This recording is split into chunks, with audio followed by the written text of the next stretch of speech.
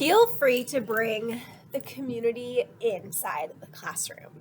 So some things that you can do and that I and my team here do are we like to reach out to parents in the beginning of the school year and just say, hey, what is it that you do for a living or as a hobby that might be able to add an extra layer into our classroom curriculum? And would you be willing to talk to us about it and have a correspondence and connection with the classroom about it? 9 times out of 10, parents are all about it. Or they're like, hey, I don't have anything that connects to the classroom curriculum, but my brother does, and my kid's aunt does. Also think about who you know that are living different parts of the field that we are studying. So for example, I went to college with and ran in cross country with 2 different people that I reached out with and have been a huge role in my classroom ever since. One of them is a journalist now, and she and I reached out to her to ask if my kids can kind of pick her brain. We were in our journalism unit. Kids were trying to think about what are they going to write about?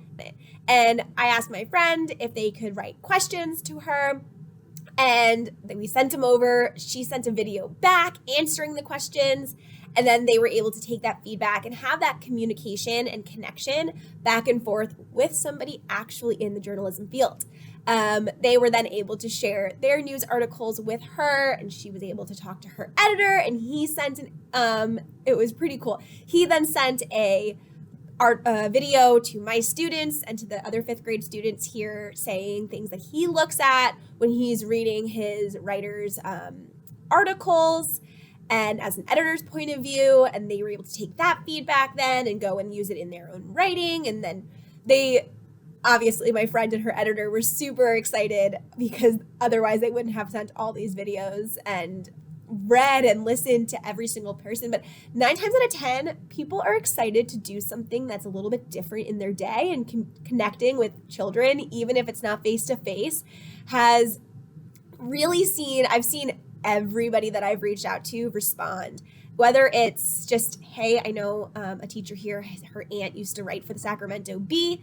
She just sent a video to us about why she chose journalism as a career, and something super small like that is a great way to launch it. And in our poetry unit, students were asking again questions about poems, and they were able to write emails. They didn't email him directly. They, in a Google document, wrote down all their questions or little different things, and then I sent it off to him, and then he sent a video back sharing his favorite poems and answering their questions, and then they went back and said, hey, do you want to read my poem? And I got to send him some of them, and he sent feedback also back, and it just really broadened our community and beyond those walls of our auditorium. What we normally would be able to do, because those 2 friends are back in New York, which is where I'm from.